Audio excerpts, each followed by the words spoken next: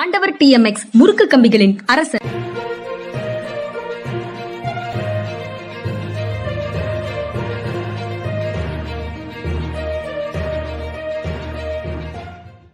வணக்கம். இது மனிதா சார். வணக்கம் சார்.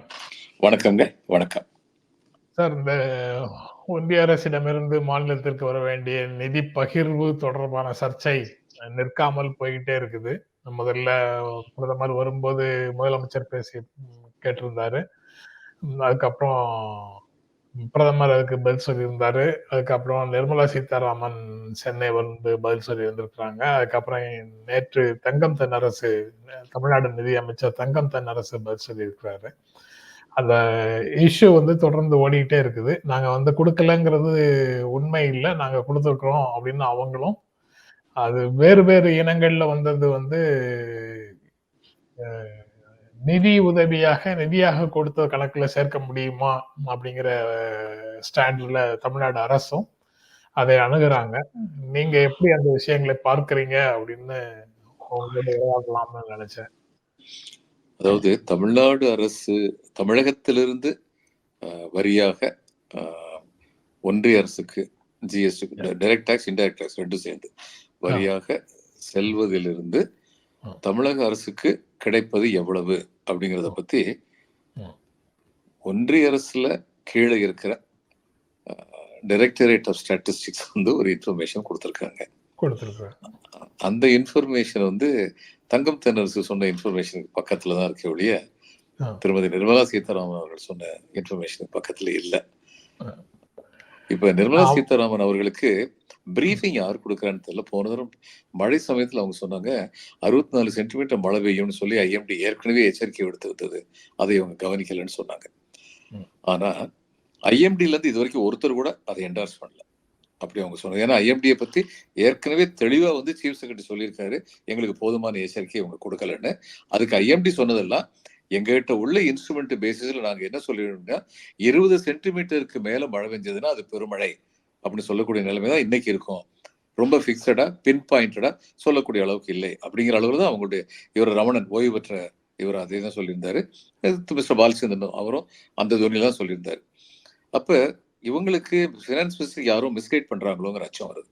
ஏன்னா இது ரொம்ப சீரியஸான ஒரு பேச்சு. ஒரு பினான்ஸ் மினிஸ்டர் வந்து 64 சென்டிமீட்டருக்கு மழை பெய்யும்னு எச்சரிக்கை விடுத்திருந்ததை இவங்க கவனத்துல கொள்ளலன்னு தமிழக அரசு மேல குற்றம் சாட்டுறாங்க. ஆனா chief secretary stands by what he said. IMD வந்து இவங்க சொல்றதை என்டார்ஸ் பண்ணல. ஏன்னா IMD இது வரைக்கும் 20 சென்டிமீட்டருக்கு மேலங்கிறத சொன்னாங்களே, 64 சென்டிமீட்டர் 78 சென்டிமீட்டர் அவங்க சொல்லல. அப்படி சொல்லிதான் பத்திரிகையில வந்திருக்கோம், பத்திரிகையில வரல. அப்ப இவங்களுக்கு பினான்ஸ் மினிஸ்டருக்கு யாரும் மிஸ்கைட் பண்றாங்களா, சென்ட்ரல் பினான்ஸ் மினிஸ்டருக்கு? இப்ப இதுல வச்சு பார்க்கும் பொழுது இந்த இதுலயும் வந்து இந்த நிதியை பத்தி அவங்க சொல்றதுல அதே மாதிரி குளறுபடிகள் இருக்குன்னு தான் நினைக்க வேண்டியிருக்கு. அவங்க இன்டைரக்ட் டாக்ஸ பத்தி அவங்க பேசின மாதிரி தெரியலையே சார். அவங்க பேசுறது எல்லாம் டைரக்ட் டாக்ஸ பத்தி மட்டும் தான் பேசுனாங்க. இல்ல டைரக்ட் டாக்ஸ், ஆமா டைரக்ட் டாக்ஸ் மட்டும் மொத்தம் பேசிட்டு இப்ப நான் கேக்குறேன், டைரக்ட் டாக்ஸ்ல வந்து தமிழ்நாடு வந்து 6 லட்சம் ரூபாய் கொடுத்துருக்கணும், இன்டைரக்ட் டாக்ஸ்ல வந்து 10 லட்சம் ரூபாய் கொடுத்துருக்கணும், மொத்தம் 16 லட்சம். இவங்க நீ 6 லட்சம் கொடுத்த, நான் உனக்கு 6,20,000 கோடி கொடுத்துட்டேன் அப்படின்னு சொன்னா அது எந்த விதத்துல சேரும்? அவ கொடுத்த 10 லட்சம் கணக்குலயே வராது. இவங்க ஜிஎஸ்டி கொடுக்கறத தமிழ்நாட்டில இருந்து வந்த வருமானமாக அவங்க சேர்க்கல. அதாவது இன்டைரக்ட் டாக்ஸ்ல வர்றத வந்து அவங்க கணக்குலயே சேர்க்கல அப்படின்னு நினைக்கிறேன். ஆமா, அது மட்டும் இல்ல, அவங்க பேசுற பேச்சு கொஞ்சம் விசித்திரமா தான் இருக்கு. இங்க நார்த் இந்தியன் இண்டஸ்ட்ரீஸ் தான் வந்து தொழில் செய்யலான்னு கேக்குறாங்க. ஏன் இங்க தொழில் செய்யறதுக்கு வாய்ப்பு இருக்கு, வசதி இருக்குங்கனால இங்க வர்றாங்க. சரி, இங்க வந்து தொழில் செய்யறாங்கன்னா அப்ப அடுத்து அவங்க முழுக்க அவங்க பணத்தை போட்டாங்க, பேங்க்ல லோன் எடுத்தாங்கல்ல. அடுத்து முழுக்க உழைப்பு யாருடைய உழைப்பு? தமிழர்கள் தானே பெரும்பான்மையாக இருந்தாங்க. ப்ளூ காலர் ஒர்க்கர்ஸ் வந்து 90% தமிழர்கள் தான் இருக்காங்க. இப்பெல்லாம் பேசிக்கிட்டே போலாம். இதுக்கெல்லாம் ஒரு முடிவே கிடையாது. இன்னொரு டவுட் சார் எனக்கு, அது அவங்க சொன்னதுல ICF-க்கு ஆர்டர் கொடுத்தது வந்து கொடுத்த நிதி உதவின்னு அவங்க கணக்குல சொல்றாங்க. அது நிதி உதவி இல்லை என்று ஆய்விடுமா அப்படின்னு கேக்குறாங்க. அப்ப அது நிதி உதவியில வருது அந்த பணம்லாம். அது எப்படி அந்த மாதிரிதான் பாப்பாங்களா கணக்கு அப்படின்னு எனக்கு தெரியல. இல்ல அப்படின்னா சரி, பிரதம மந்திரி வந்தபோது இவங்க மத்திய நிதி அமைச்சர் வந்தபோது மைக் செட் வந்து இவரு மூலக்கடை அருணாச்சலம் கொடுத்தாரு, அவருக்கு நாங்க பணம் கொடுத்தோமே அதெல்லாம் நிதி உதவி இல்லையான்னு கூட தான் கேட்கலாம். கேட்கறதுன்னா எல்லாத்தையும் தான் கேட்கலாம். இவங்க கொரோனா சமயத்திலேயே 20 லட்சம் கோடியோ என்னவோ நாங்க வந்து கொடுக்கறோம் அப்படின்னு சொல்லி வாயடிச்சாங்க. ரொம்ப பயங்கரமா கிரெடிட்ஸ் வந்துகிட்டு இருந்தது. கொஞ்ச நாள் கழிச்சு என்ன தெரிஞ்சது, அதுல பெரும்பான்மை வந்து பேங்க் லோனா கொடுக்கறதுக்குன்னு உத்தரவு கொடுத்திருக்காங்க பேங்குக்கு. இது எப்படி நிதி உதவி ஆகும்? பேங்க் லோன் கொடுத்தா நான் திருப்பி கொடுக்கணும்ல. பேங்க் லோன் யாருக்கு? ஐயோ, நீ ரொம்ப ரொம்ப பெரிய பெரிய கேள்வி எல்லாம் கேக்குறீங்க. அதனால ஜக்லரி ஆஃப் வேர்ட்ஸ்ங்கிறது வந்து அதெல்லாம் ஒரு கீழ்மை நிலையில் உள்ளவர்கள் செய்யலாம். இந்த நாட்டுடைய நிதியமைச்சர் செய்யக்கூடாது. பிரதம மந்திரி சொன்னது இல்லையாவது முழுக்க முழுக்க 19,000 கோடிங்கிறது அது சரியா கணக்கு காட்டக்கூடிய ஒரு அமௌண்ட். அந்த 19,000 கோடி அவர் சொன்னது எதுக்கு கொடுத்திருக்காங்கிறத பத்தி நம்மகிட்ட விவாதம் இருந்தது. இதனால வந்து ஏழை எளியவர்களுக்கு எந்த அளவுக்கு பலன் இருக்கும், ஏற்கனவே வசதியா உள்ளவர்களுக்கு எந்த அளவுக்கு பலன் இருக்கும் அப்படிங்கறத பத்தி தான் விவாதம் இருந்தது. அப்ப இது வந்து பேச்சு வந்து எதை பத்தினா what kind of strategy you are adapting for development அப்படிங்கறத பத்தி இருந்தது. ஆனா இவங்க சொல்றது, நிதியமைச்சர் சொல்றதுல வந்து ஸ்டாட்டிஸ்டிக்கே சந்தேகத்துக்கு உள்ளாகிறது அப்படி சொல்லி பார்த்தா அது துரதிருஷ்டவசமானது. ஸ்டேட்டோட பிளானிங், மக்களுடைய வாக்குகளை பெற்று மக்களால் தேர்ந்தெடுக்கப்பட்ட அரசு வந்து இந்த ஸ்டேட்ல எதற்கு முன்னுரிமை கொடுக்க வேண்டும் என்று கருதுகிறதோ அந்த திசையில அந்த திட்டங்களுக்காக பணத்தை கொடுத்திருக்குதா நிதியை ஒன்றிய அரசு அப்படிங்கிறது தான் அதுல கேள்வி. மற்ற திட்டங்கள் வேறு திட்டங்களை மனசுல வச்சு நீங்க இங்க கொண்டு வந்து போட்டா அது வேற விஷயம். இங்க மழை, வெள்ளம், வறட்சி இதுக்காக கிட்டத்தட்ட ஒரு 1,70,000 கோடி 2014 இருந்து கேட்டிருக்கிறோம். ஆனா வந்தது 6,000 கோடியை தான் நெருங்குது. 5,900 கோடி தான் வந்திருக்குது அப்படின்னு முரசொலியில ஒரு டீடைல்ஸ் போட்டிருந்தாங்க ஒரு 4-5 நாளைக்கு முன்னாடி, 3 நாளைக்கு முன்னாடி. அதெல்லாம் பார்த்தா நீங்க வந்து சாலை செப்பனிடுவதற்கோ பராமரிக்கிறதுக்கோ மழை நேரத்தில் ஏற்பட்டிருக்கிற பிற சேதங்கள் மக்களுடைய வாழ்க்கையை பாதித்த விஷயங்களுக்கோ வேறு வேறு திட்டங்களை கொடுக்கணும். அது எல்லாமே வந்து மாநில அரசு எதிர்பாராமல் எதிர்நோக்குகின்ற செலவுகள் அப்படிங்கிறதுனால ஒன்றிய அரசு கொடுக்கணும் அப்படிங்கிறது வந்து இல்லாம போய் அதுவே கொடுக்கல. அப்போ இவங்க வந்து எல்லாத்தையும் ஹைக் பண்ணி தமிழ்நாடு அரசுகள் கேட்குது. அதிமுக அரசும் கேட்டிருக்குது, திமுக அரசும் கேட்குது. அவங்க வந்து செலவு தொகையை கேட்காம எக்கச்சக்கமா கேட்கறாங்கன்னு அர்த்தமா அதுக்கு?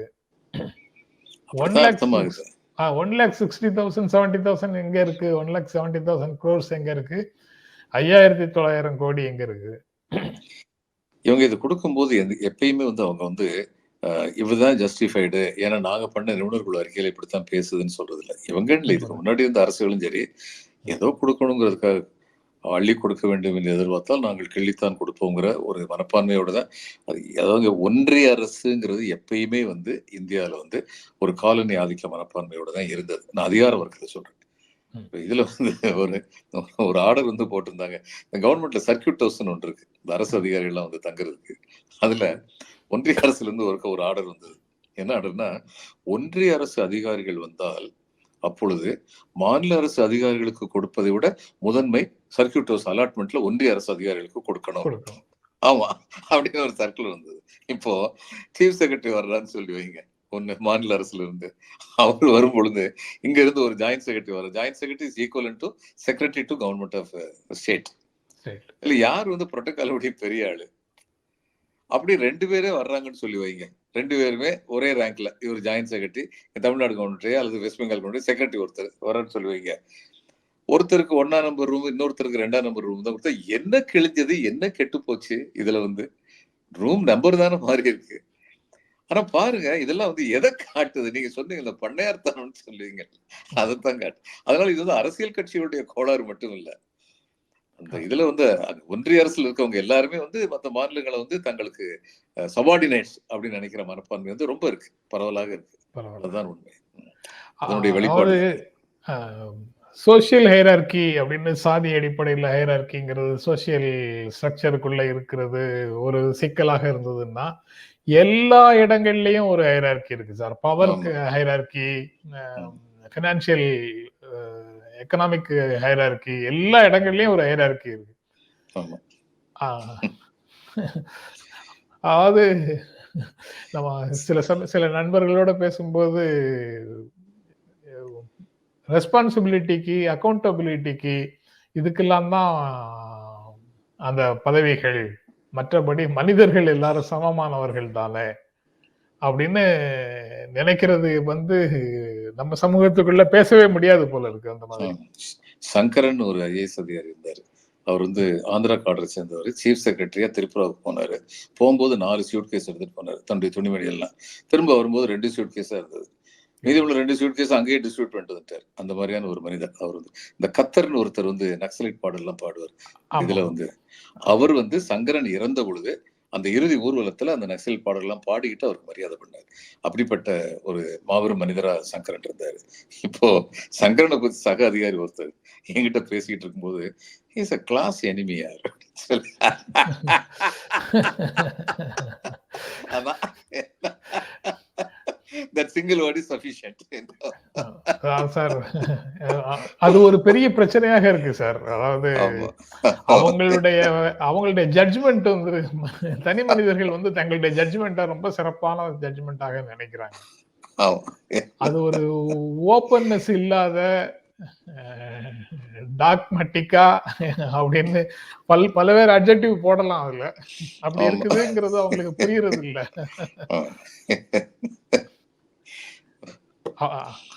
ஒரு மனிதரை பற்றி அப்படி ஒரு கருத்து சொல்லலைன்னா என்ன, அது சங்கரனோ அல்லது மிக மோசமாக இருக்கக்கூடிய ஒரு ஐஏஎஸ் ஆபீசரோ வச்சுக்கலாம், யாரா வேணாலும் இருக்கலாம். இப்படி ஒரு கருத்தை இன்னொருத்தர் சொல்லலைன்னா என்ன கெட்டு போச்சு, என்ன கெட்டு போச்சு. நான் அவர்கிட்ட சொன்னேன், சார் இதெல்லாம் சில பேர் உங்களை பார்த்து இதெல்லாம் நீங்க சொல்றதெல்லாம் ஒரு விஷுவல் திங்கிங்னு சொல்லுவாங்க. நான் அப்படி நினைக்கல சார், இது ரொம்ப தாட்ஃபுல் விஷயம் மாதிரி தான் எனக்கு தெரியுது.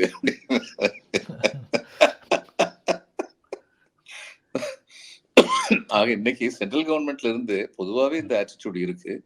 காங்கிரஸ் காலத்திலே முழுக்க முழுக்க இவங்க கேட்டதெல்லாம் கிடைக்கலங்கிறது உண்மைதான். ஆனா இதுல எது ரொம்ப நம்ம கவலைக்குள்ளாக்குதுன்னா, நான் நேத்தே நம்ம பேசிட்டு இருக்கும்போது சொன்னபடி குஜராத்துக்கும் ஒரிசாவுக்கும் நீங்க அடுகாக்கா முதல்ல ஒரு அசிஸ்டன்ஸ் கொடுத்தீங்கல்ல சென்ட்ரல் கவர்மெண்ட்ல, அது கூட தமிழ்நாட்டுக்கு தகுதி கிடையாது அந்த அசிஸ்டன்ஸ் வாங்குறதுக்கு, இவ்வளவு சிரமம் பட்டதுக்கு அப்புறமும். அப்ப அங்க இந்த முடிவு அதிகாரிகள் எடுக்கல, இந்த முடிவு அரசியல்வாதி எடுக்கிறார். எடுத்தது இப்ப இந்த சர்ச்சை வந்ததுல நேற்று முதலமைச்சரும் கருத்து சொல்லி இருக்கிறாரு சார். அதனால ஒரு விஷயம் ரொம்ப தெளிவாக எல்லாருக்கும் தெரியுது. பொங்கல் பரிசு தொகுப்போட ஒரு 1000 ரூபாய் கொடுக்கிறோம். மகளிருக்கான விடியல் பயண திட்டத்துல ஒரு 1000 ரூபாய் உங்களுக்கு செலவு குறையுது. காலை உணவு திட்டம் இருக்கு, பணிச்சுமை குறையுது, செலவும் குறையுது. புதுமை பெண் திட்டத்துல மாதம் 1000 ரூபாய் படிக்கிறவங்களுக்கு கொடுக்குறாங்க. அது தவிர கலைஞர் மகளிர் உரிமை திட்டத்துல 1000 ரூபாய் மாதம் கொடுக்குறோம். இப்படி பல்வேறு விஷயங்களை கொடுத்துட்டு இருக்கிறோம் அப்படின்னு சொல்றாருல்ல.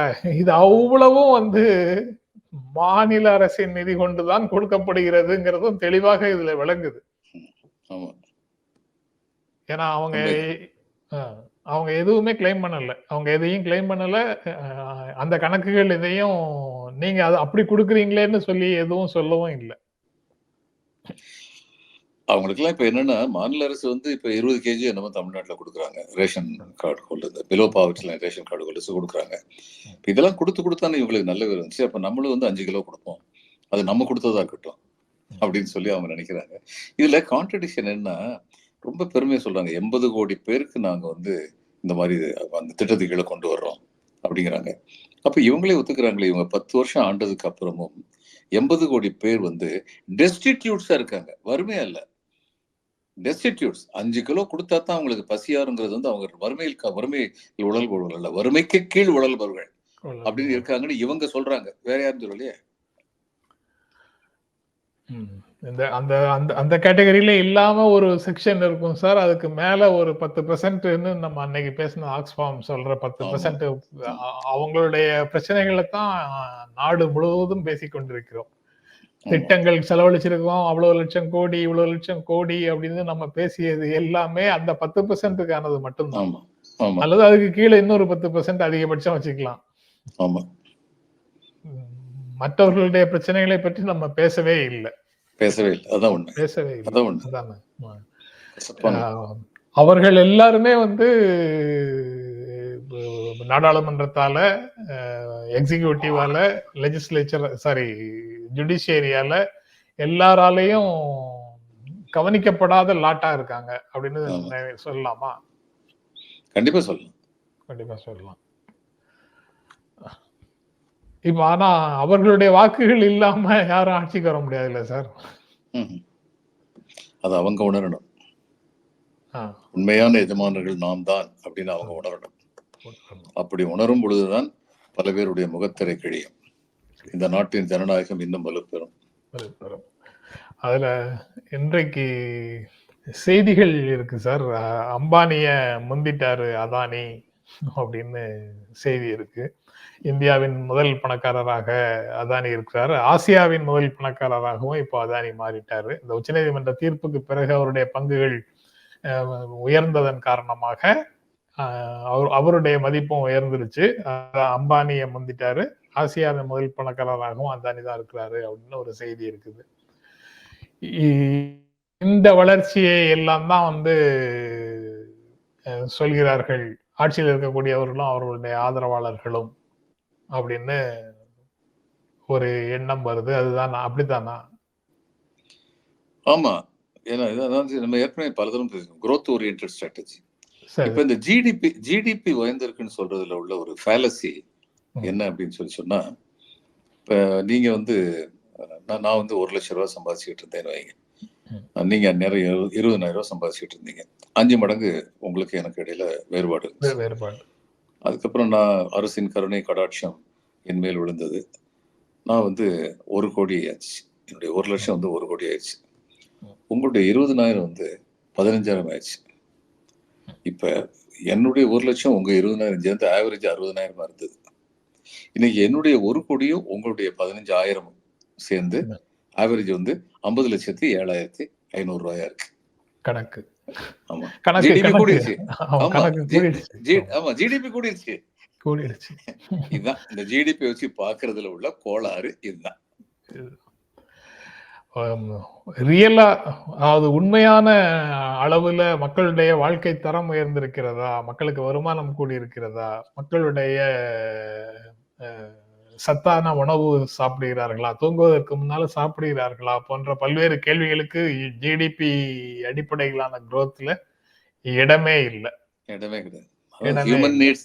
ஹியூமன் நீட்ஸ் சென்டர்டு குரோத்ங்கிற ஸ்ட்ராட்டஜி அடாப்ட் பண்ணால் ஒழிய ஒரு நாட்டுடைய உண்மையான வளர்ச்சி நடைபெறாது.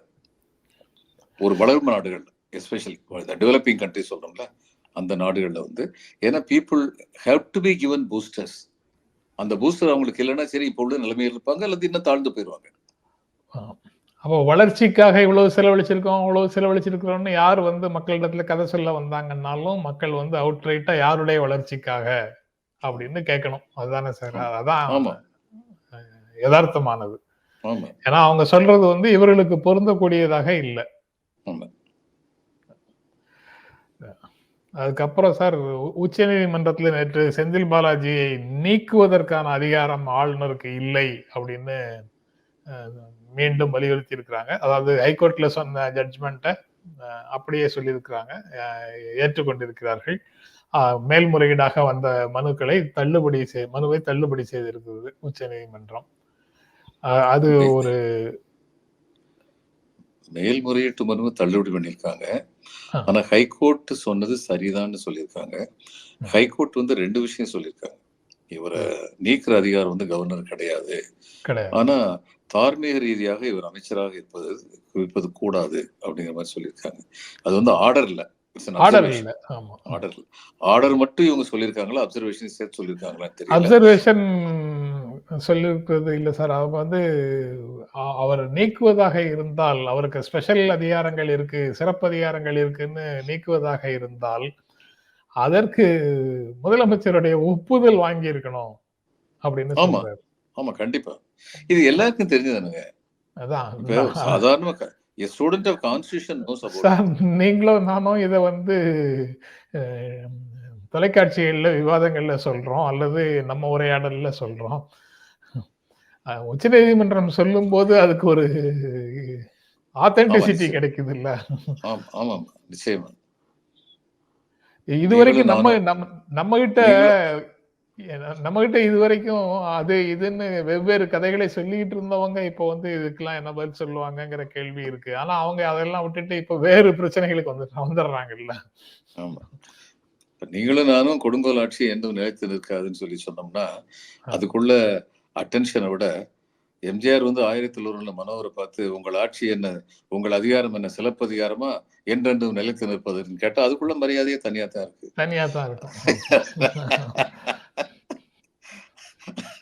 அது மாதிரி தான் உச்சநீதிமன்றம். But it is welcome. உச்சநீதிமன்றம் ஹஸ் ரீஇட்டரேட்டட் தி கான்ஸ்டிடியூஷனல் ப்ரொவிஷன். அது வந்து வரவேற்கத்தக்கது தான், சந்தேகமே இல்லை. அதுக்கப்புறம் இன்னொரு செய்தி பார்த்தேன் சார். அதுவும் ரொம்ப மலிவான செய்தியாக இருந்தது. அது மலிவானன்னா விலை குறைவானன்னு இல்லை, தன்மையில ரொம்ப மலிவான செய்தியாக இருக்குது. அயோத்தியில ராமர் கோவில் தகர்க்கப்படும் அப்படின்னு ஒரு அச்சுறுத்தல் மெயில் வந்தது அப்படின்னு சுபேர் கான்கிறவர் எழுதியிருக்கிறாரு அப்படின்னு தேவேந்திர திவாரின்னு ஒரு பாஜக பிரமுகர் வந்து ஒரு கடிதத்தோட நகலை வெளியிட்டு இருக்கிறாரு. அதுல யூபி முதலமைச்சர் இந்த நபர், அதுக்கப்புறம் டிஜிபி எல்லாரையும் கொல்லப் போகிறோம் அப்படின்னு அதுல சுட்டி காட்டி இருக்கிறதையும் அந்த நகர்ல இருக்கு. அந்த அச்சுறுத்தலும் அதுக்குள்ள இருக்கு, அந்த கடிதத்தினுடைய நகர்ல. கடைசியில் என்ன தெரிஞ்சதுன்னா, எழுதுனது முஸ்லீம் கிடையாது, 2 இந்துக்கள். அதாவது அதே ரொம்ப பயங்கரமானது. இந்த முஸ்லீம் பேரை போட்டு இந்துக்கள் எழுதுனது அதை விட பயங்கரமா இருந்தா இந்த ஆளு தான் தூண்டி விட்டுருக்காரு இதை எழுத சொல்லி. இதுதான் போலீஸ் இன்வெஸ்டிகேஷன் சொல்லுது. எனக்கு மெயில் அனுப்புங்க, வேற பேர்ல அனுப்புங்க அப்படின்னு, வேற பேர்ல இல்ல, இம்பர்சனேட் பண்ணி அனுப்புங்க, முஸ்லீம் பேர்ல எனக்கு மெயில் அனுப்புங்க, நான் அதை பிரச்சனையாக்குறேன் அப்படின்னு சொல்லி 2 பேர் எழுத சொல்லியிருக்கிறாரு. அதுல ஒருவர் இவருடைய செக்ரட்டரியாக இருந்திருக்கிறாரு. இன்னொருவர் ரொம்ப ஆக்டிவா ஃபேஸ்புக்லயோ அல்லது சோசியல் மீடியாலயோ இல்லாதவர், ஆனா இவருக்கு போலீஸ் பாதுகாப்பு கொடுக்கணும்னு எல்லாம் போஸ்ட் பண்ணவர், அந்த மாதிரி நபராக இருக்கிறாருன்னு சொல்றாங்க.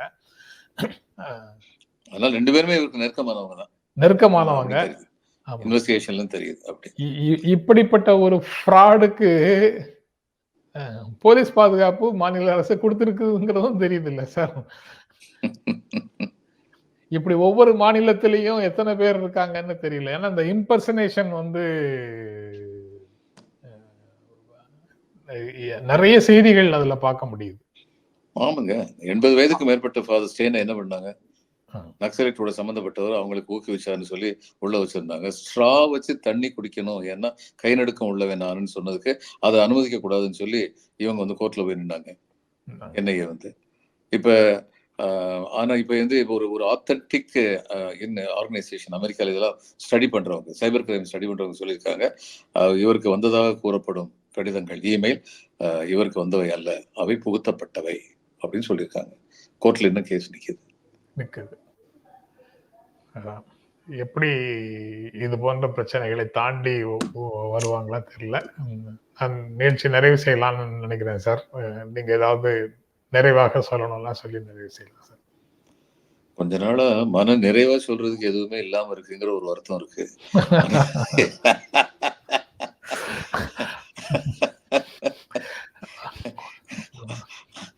ஆனா அப்போது பெரியவங்க சொன்ன பழைய சொற்களை நினைத்து கொண்டால் இருள் நிலைத்து நிற்காது, இருளின் முடிவில் வெளிச்சம் வரும் அப்படிலாம் சொல்றது நினைச்சு பார்த்தா, அதுக்கப்புறம் இன்னொருத்தர் வந்து இன்னைக்கு சொன்னது ரொம்ப ஆட்சேபகரமானது. பூரி சாமியார் வந்து சொன்னாரா, இவர் வந்து ரொம்ப ஒரு பண்பற்ற ஒரு சொல்லை பயன்படுத்தி பிரதம மந்திரி வந்து அங்க வந்து ராமர் கோயிலை வந்து திறந்து வைக்கக்கூடாது அப்படி. ஏன்னா அந்த பண்பற்ற சொல்ல இவங்களும் சொல்லியிருக்காங்க, வர்ணாசிர தர்மமும் சொல்லியிருக்கு. அதனால அது சொல்றதுனால நம்ம வந்து பிரதம மந்திரி இழிவுபடுத்தல அல்லது நம்ம தாழ்ந்து போல, அப்படிப்பட்ட ஒரு வார்த்தையை சொன்னாரு. சூத்திரன் வந்து அங்க வந்து பண்ணக்கூடாதுன்னு சொன்னாருன்னா எந்த செஞ்சுரியில் இருக்காங்க இவங்கள்லாம்? அந்த காரணத்தினால நரேந்திர மோடி போகக்கூடாதுன்னு சொல்றது வந்து எவ்வளவு கீழ்த்தரமான ஒரு எண்ணம். இது தவிர மனைவி இருக்கும்போது மனைவியை பிரிந்தவர்கள் வந்து இந்த பூஜையை செய்யக்கூடாதுன்னு ஒரு சாமியார் மாதிரி இருக்கிறவர் ஒருவர் பேசியதையும் அந்த மாதிரி ஒரு வீடியோவையும் சோசியல் மீடியாக்குள்ள சுத்துறதை பார்த்தேன். நரேந்திர மோடி அவர்கள் மேலேயோ அல்லது பாஜக மேலேயோ இந்த அரசினுடைய செயல்பாடு மேலேயோ இருக்கக்கூடிய விமர்சனங்கள் என்பது வேறு. ஆனா இந்த மாதிரி மனிதர்களுடைய தன்மைகளை ஒரு அடிப்படையாக வச்சு அதை செய்யலாம் செய்யக்கூடாதுன்னு சொல்றது வந்து கீழ்த்தரம். எப்படி எப்படி அதை புரிந்து கொள்வதுங்கிறது பெரிய கேள்விதான் சார். அது ரொம்ப நிச்சயமா, முக்கியமானது. நிச்சயமா. ஆமா. இதை எதிர்த்து நரேந்திர மோடியுடைய கொள்கைகளை எதிர்ப்பவர்கள் நரேந்திர மோடி அவர்களை பற்றி இப்படி சொல்கின்ற வார்த்தைகளை எதிர்க்கிறோமே, அங்கு நம்முடைய இந்திய கலாச்சாரம்னு ஒண்ணு இருக்கும்னா, இந்திய பாரம்பரியம்னு ஒண்ணு இருக்குன்னா அது இதுதான். இல்ல அவங்க வந்து மரபு மரபு அப்படின்னு சொல்றாங்க. பாரம்பரியம் பாரம்பரியம்னு சொல்லி அவங்க சொல்றாங்கல்ல சார். அதனுடைய கூறுகள் இதுலயும் வெளிப்படுது இல்ல சார். ஆமா.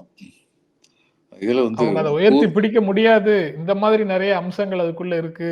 அதனால அதை நம்ம உயர்த்தி பிடிக்க முடியாது. அதை நம்ம வந்து ஆய்வு செய்து எதை வேணுமோ அதை மட்டும்தான் வச்சுக்க முடியும். எல்லாத்தையும் அப்படியே காக்க முடியாது.